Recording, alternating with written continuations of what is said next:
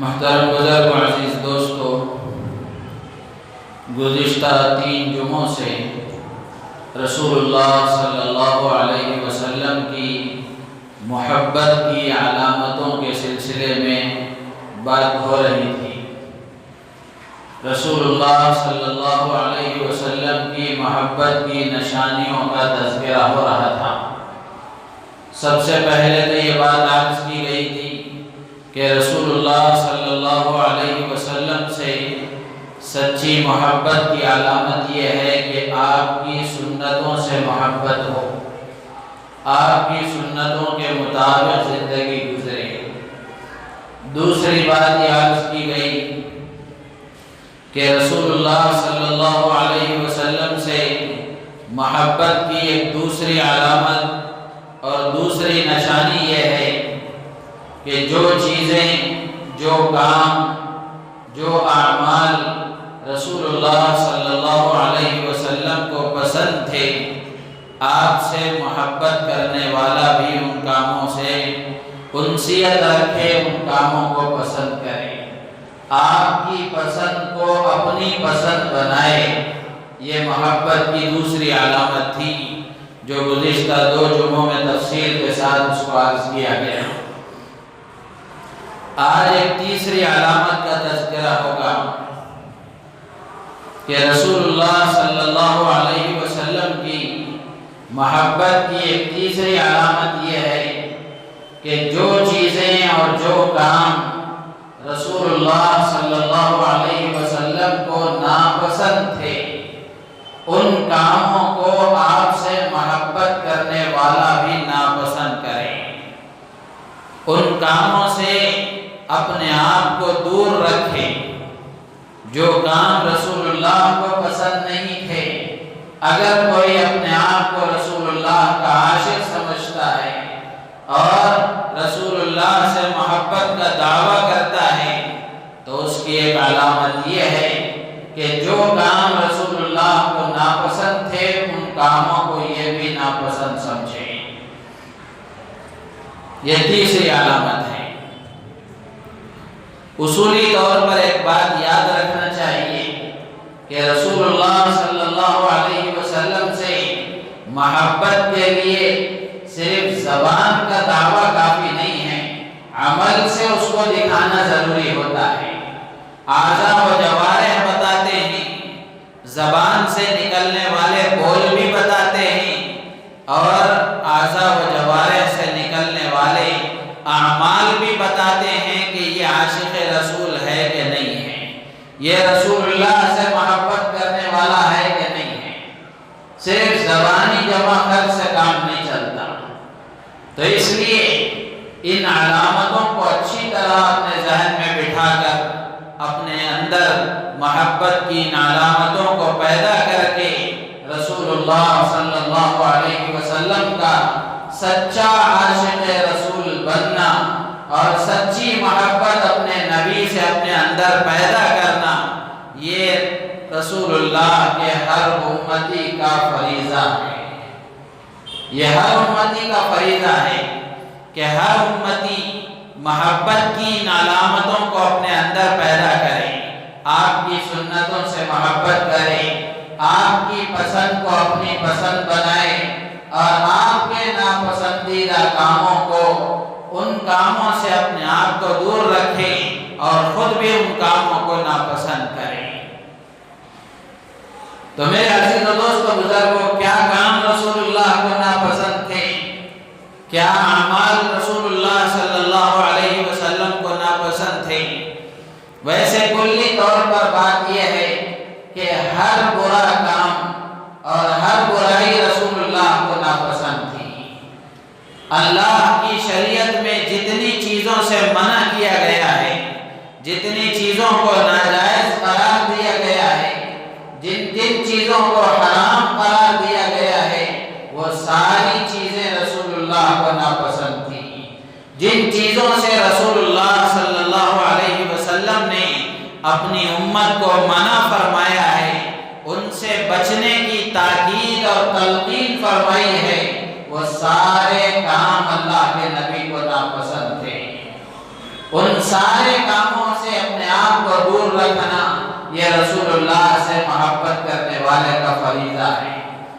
یہ رسول اللہ سے محبت کا دعویٰ کرنے والے کی ذمہ داری ہے، اور اپنے آپ کو عاشق رسول سمجھنے والے کی ذمہ داری ہے کہ وہ اللہ کی شریعت میں منع کردہ ہر غلط کام سے اپنے آپ کو بچائے۔ اللہ کے رسول نے جن کاموں سے منع فرمایا ہے اور جن کاموں سے بچنے کی آپ نے تاکید فرمائی ہے اور جن اعمال سے دور رہنے کی آپ نے تلقین فرمائی ہے، ان ساری چیزوں سے اپنے آپ کو دور رکھے۔ یہ اللہ کے نبی کے امتی ہونے کا تقاضا ہے۔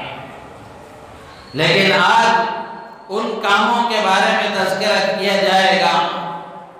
جن کاموں سے متعلق حدیث کی کتابوں میں کرہ رسول اللہ صلی اللہ علیہ وسلم یا یکرہ رسول اللہ صلی اللہ علیہ وسلم یا ما احب، اس طرح کے الفاظ آئے ہیں کہ رسول اللہ صلی اللہ علیہ وسلم کو یہ کام پسند نہیں تھا،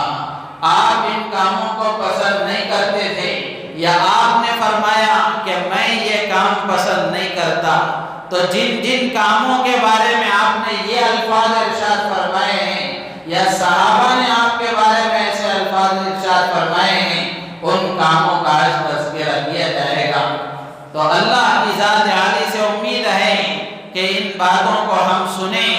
سننے کے بعد اپنے اندر بھی ایسا جذبہ پیدا کریں کہ ان کاموں سے اپنے آپ کو دور رکھنے کی نیت اور اس کا ارادہ کریں۔ صرف سننا سنانا نہ ہو بلکہ عمل کا کچھ جذبہ بھی اندر پیدا ہو، عمل کا کچھ جذبہ بھی اپنے اندر پیدا ہو۔ جن کاموں کے بارے میں آج بتایا جائے گا کہ یہ کام رسول اللہ کو ناپسند تھے، تو اللہ کے نبی کے امتی ہونے کا تقاضا یہ ہے، اور اللہ کے نبی سے محبت کے دعوے کا تقاضا یہ ہے، اور اللہ کے نبی سے عشق کے دعوے کا تقاضا یہ ہے کہ ان ناپسندیدہ کاموں سے اپنے آپ کو دور رکھیں، ان ناپسندیدہ کاموں کو خود بھی ناپسند کرے اور ناپسندیدہ سمجھے۔ ایسا جذبہ جہاں ہمارے ایمان کی نشانی ہے اور آپ سے سچی محبت کی علامت ہے، وہیں ایسا جذبہ ہمارے لیے ہماری کامیابی کی ضمانت ہے، ہماری کامیابی کی ضمانت ہے۔ صحابہ کرام رضوان اللہ تعالی علیہم اجمعین کو ہم دیکھیں، صحابہ عاشق رسول تھے، ان کو حق ہے کہ وہ کہیں کہ وہ عاشق رسول ہیں، اس لیے کہ رسول اللہ کی زبان سے جو بات نکلتی تھی صحابہ کی عملی زندگی میں وہ نظر آتی تھی۔ صحابہ عملی طور پر چلتا پھرتا اسلام تھے، تو اس لیے ہمیں صحابہ کو دیکھنا ہے کہ صحابہ کرام رضوان اللہ تعالی علیہم اجمعین جہاں ان کے اندر بے شمار خوبیاں تھیں، بے شمار اچھے اوصاف سے صحابہ متصف تھے، وہیں ایک خوبی صحابہ کے اندر یہ بھی تھی کہ جن کاموں کے بارے میں صحابہ کو پتہ چل جاتا کہ یہ کام رسول اللہ کو ناپسند ہے تو صحابہ اس سے بھی اپنے آپ کو دور رکھتے تھے، اس کو صحابہ بھی ناپسند کرتے تھے۔ مثال کے طور پر رسول اللہ صلی اللہ علیہ وسلم کو گالی گلوچ سے بہت زیادہ نفرت تھی۔ گالی دینا اور اپنی زبان کا غلط استعمال کرنا، اپنی زبان کو پراگندہ کرنا اور اپنی زبان سے نامناسب الفاظ کا اظہار کرنا، یہ رسول اللہ صلی اللہ علیہ وسلم کو بے حد ناپسند تھا۔ آپ کو بہت زیادہ نفرت تھی، آپ یہ سمجھتے تھے کہ کوئی بندہ میرا امتی ہونے کے بعد اور مجھ پر ایمان لانے کے بعد اپنی زبان کا غلط استعمال کرے اور اپنی زبان کو گندی کرے، پراگندہ کرے اور اپنی زبان سے نامناسب الفاظ ادا کرے، رسول اللہ صلی اللہ علیہ وسلم کو سخت اس سے نفرت تھی، آپ کو سخت یہ چیز ناپسند تھی۔ چنانچہ روایتوں میں آتا ہے حضرت جابر بن سلیم رضی اللہ تعالیٰ عنہ ایک مرتبہ رسول اللہ صلی اللہ علیہ وسلم نے ان سے فرمایا، حضرت جابر بن سلیم رضی اللہ تعالیٰ عنہ سے، کہ جابر مجھے گالم گلوچ سے، گالی دینے سے بہت زیادہ نفرت ہے، میں سخت طور پر اس کو ناپسند کرتا ہوں، لہذا میں تمہیں نصیحت کرتا ہوں کہ تم کبھی اپنی زبان سے گالی نہ دیا کرو، اپنی زبان کا غلط استعمال نہ کیا کرو۔ اللہ کے نبی نے نصیحت فرمائی،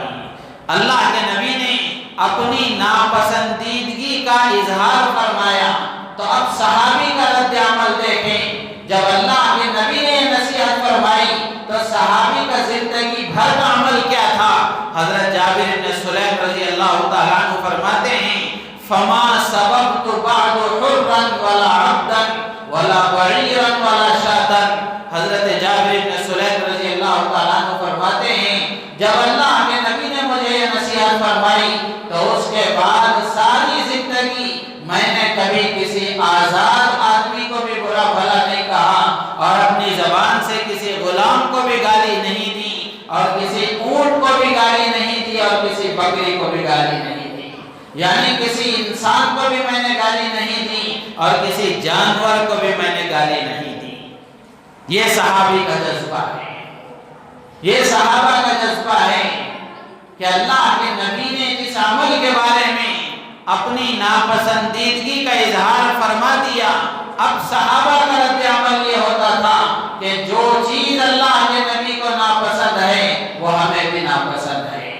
لیکن میرے عزیز و دوست و بزرگوں، میں اور آپ بھی اپنے آپ کو مسلمان سمجھتے ہیں، مسلمان گھرانوں میں پیدا ہوئے ہیں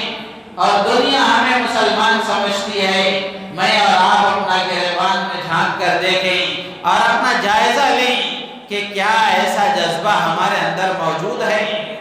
کسی عمل کے بارے میں بتایا جائے کہ یہ عمل رسول اللہ کو ناپسند تھا تو ہمارا جذبہ یہ ہو اور ہمارے دل کی آواز ہو اور ہمارے جسم کے اعمال یہ بتائیں کہ ہمیں بھی یہ چیز ناپسند ہے۔ اللہ کے نبی کو جب یہ پسند نہیں ہے تو ہمیں بھی پسند نہیں ہے۔ لیکن میرے عزیز و دوست و بزرگوں، معاملہ الٹا ہے،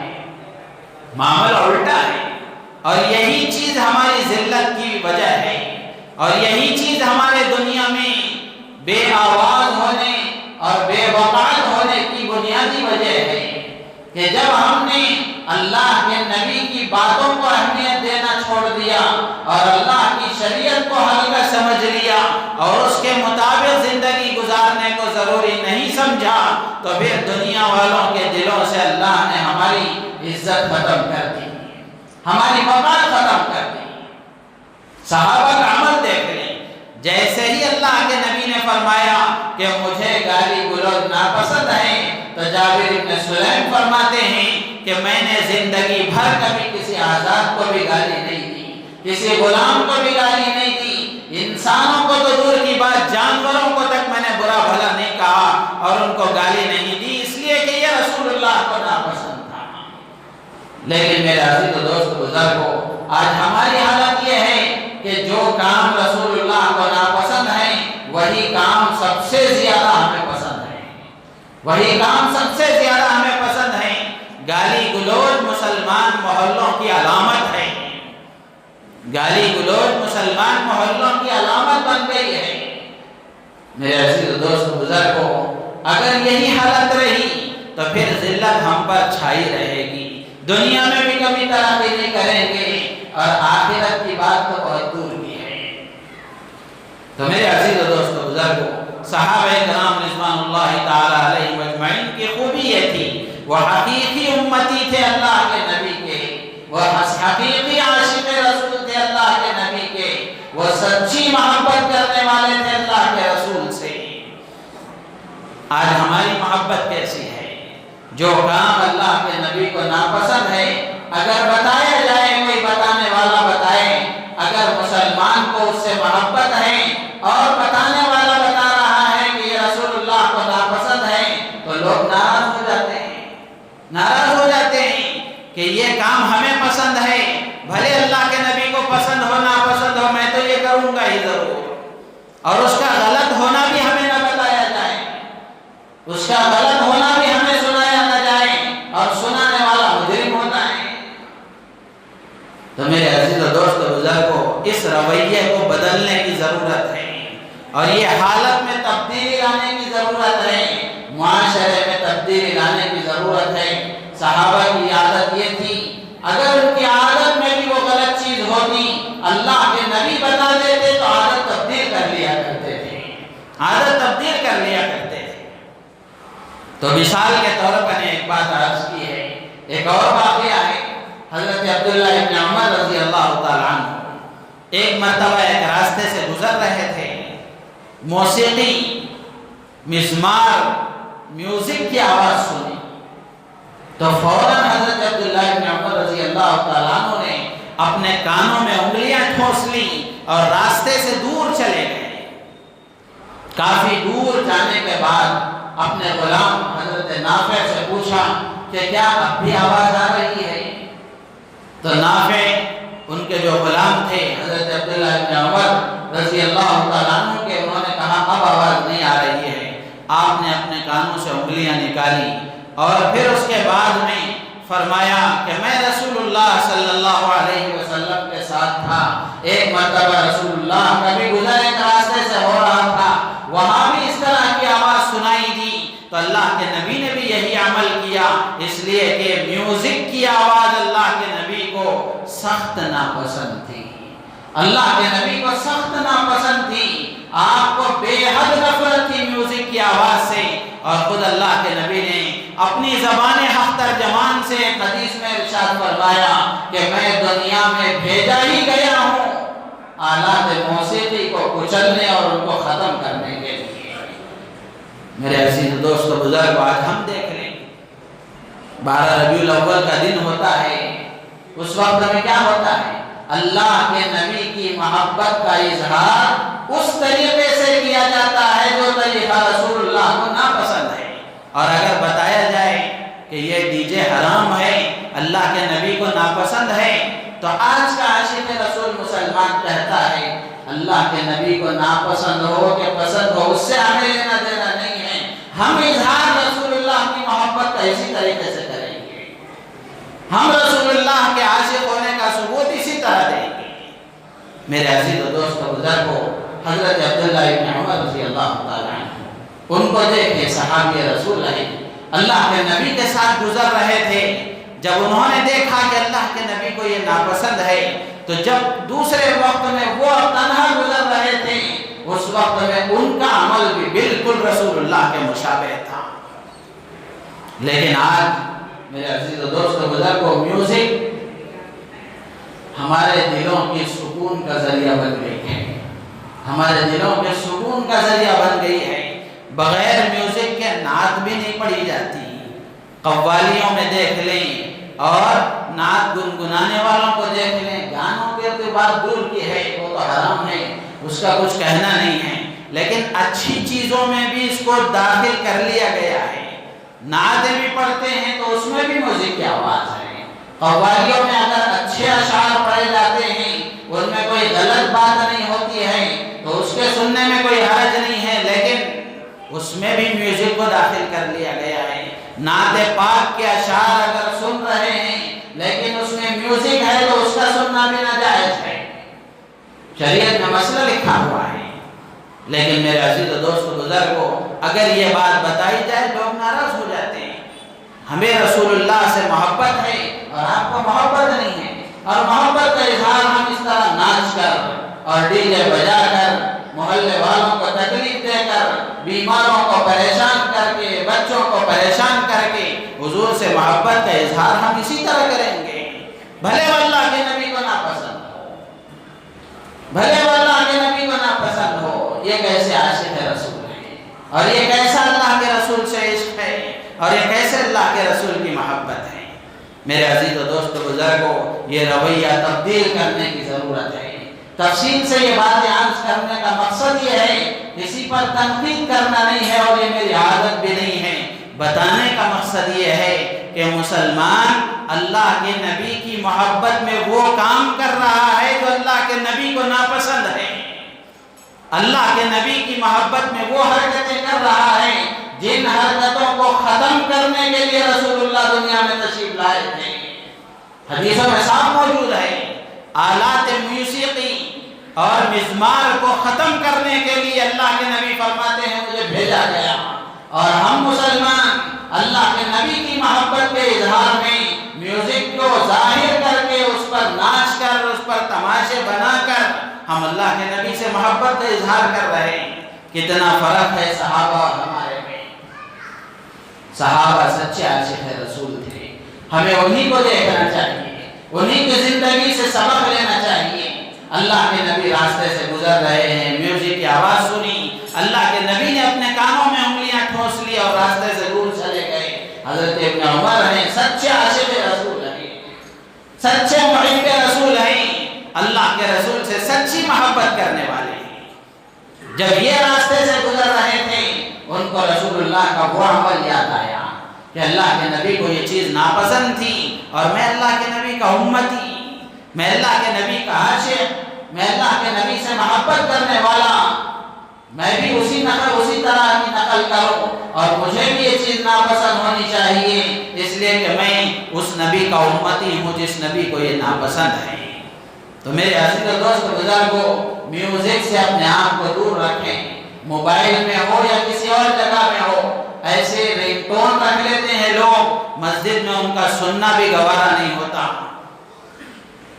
جب کال آتی ہے تو رنگ ٹون جو موبائل میں سادی رنگ ٹون ہوتی ہے اس کو رکھ لیا کریں، نہ نعت رکھنے کی ضرورت ہے نہ گانا رکھنے کی ضرورت ہے۔ سادی آواز ہونی چاہیے، دھیمی آواز ہونی چاہیے، سادی اور دھیمی آواز کے ساتھ موبائل کا رنگ ٹون رکھنا چاہیے۔ اور آج ہم اپنے نوجوانوں کو دیکھ لیں،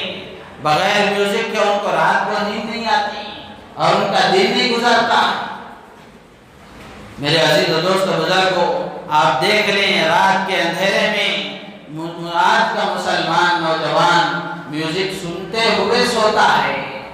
گانے دیکھتے ہوئے اور سنتے ہوئے سوتا ہے۔ اگر اسی حال میں موت آ گئی، کل کو اللہ کے سامنے حاضری ہوگی، رسول اللہ صلی اللہ علیہ وسلم کے سامنے حاضری ہوگی اور آپ کو منہ دکھانا ہے۔ کیا صورت ہم اللہ کے نبی کو دکھا سکیں گے؟ اللہ کے رسول صلی اللہ علیہ وسلم آئے تھے ان چیزوں کو ختم کرنے کے لیے، اور ہم اللہ کے نبی کی محبت میں ان چیزوں کو بڑھاوا دے رہے ہیں۔ فرق ہے صحابہ کی محبت میں اور ہماری محبت میں۔ اب ہم خود فیصلہ کر لیں کہ ہماری محبت صحیح ہے کہ صحابہ کی محبت صحیح ہے، صحابہ کا عشق صحیح ہے کہ ہمارا عشق صحیح ہے، خود فیصلہ کر لیں۔ ادنا سے ادنا مسلمان بھی کہے گا کہ جو صحابہ کا عمل ہے وہ صحیح ہے، جو ہمارا عمل ہے وہ غلط ہے۔ تو جب کسی عمل کے سلسلے میں بتایا جائے کہ یہ کام غلط ہے تو اس کی غلطی کو تسلیم کرتے ہوئے اپنی عادت کو بدلنا اور اپنے رویے میں تبدیلی لانا اور معاشرے میں تبدیلی پیدا کرنا، یہ اللہ کے نبی کے امتی ہونے کا تقاضا ہے، یہ اللہ کے نبی کے امتی ہونے کا تقاضا ہے، اور اللہ کے نبی سے محبت کا تقاضا ہے، اور ہمارے اندر ایمان ہونے کا ثبوت ہے، ہمارے اندر ایمان ہونے کا ثبوت ہے۔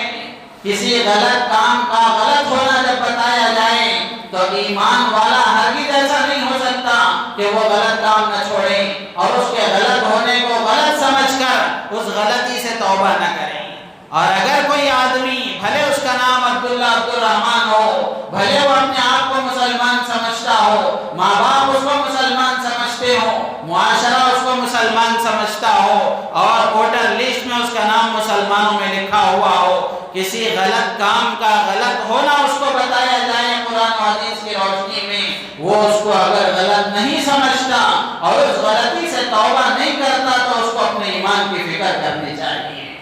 اس کو اپنے ایمان کی فکر کرنی چاہیے۔ اس لیے کہ حدیثوں میں موجود ہے کہ جو اگر کسی آدمی سے غلطی ہو جاتی ہے تو ایمان والا فوراً اس سے استغفار کرتا ہے، فوراً توبہ کرتا ہے۔ غلطی ہو جاتی ہے انسانی تقاضے کی وجہ سے، بشر ہونے کی وجہ سے، بشری تقاضے کی وجہ سے غلطی ضرور ہوتی ہے انسان سے، لیکن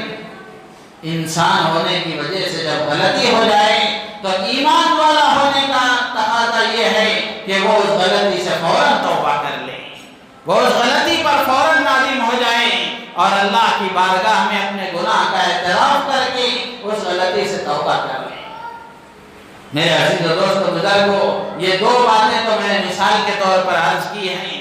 آگے باتیں جو ہیں وہ اعمال اصل ہیں جن اعمال کے بارے میں رسول اللہ صلی اللہ علیہ وسلم نے حدیث کی کتابوں میں فرمایا کہ ما احب، کہ میں ایسے کاموں کو پسند نہیں کرتا۔ یہ صحابہ نے بتایا کہ رسول اللہ صلی اللہ علیہ وسلم، کہ رسول اللہ صلی اللہ علیہ وسلم یہ کام آپ کو پسند نہیں تھا۔ یکرہ رسول اللہ صلی اللہ علیہ وسلم، کہ رسول اللہ صلی اللہ علیہ وسلم ان چیزوں کو ناپسند کرتے تھے۔ یہ باتیں میں اگلی جمعہ عرض کروں گا۔ ایک ضروری بات اس وقت عرض کرنے کی یہ ہے کہ جمعے کا جو بیان ہوتا ہے، یہ جمعے کا بیان ایک رسمی بیان نہیں ہے۔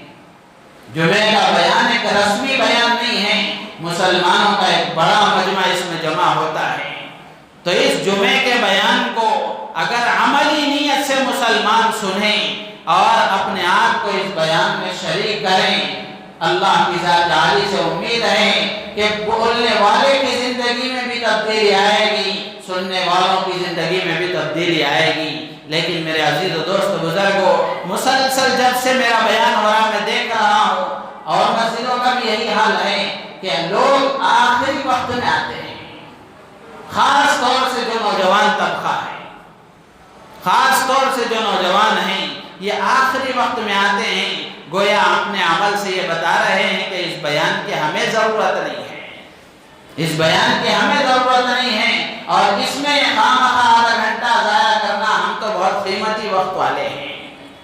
میرے عزیز دوست بزرگوں، نوجوانوں سے بڑی عاجزی کے ساتھ میں گزارش کروں گا کہ جمعے کے بیان میں آپ جس محلے میں رہتے ہوں، اس مسجد کے جمعے کے بیان میں اہتمام سے شروع سے لے کر آخر تک شریک ہوں، شروع سے لے کر آخر تک شریک ہوں، اس لیے کہ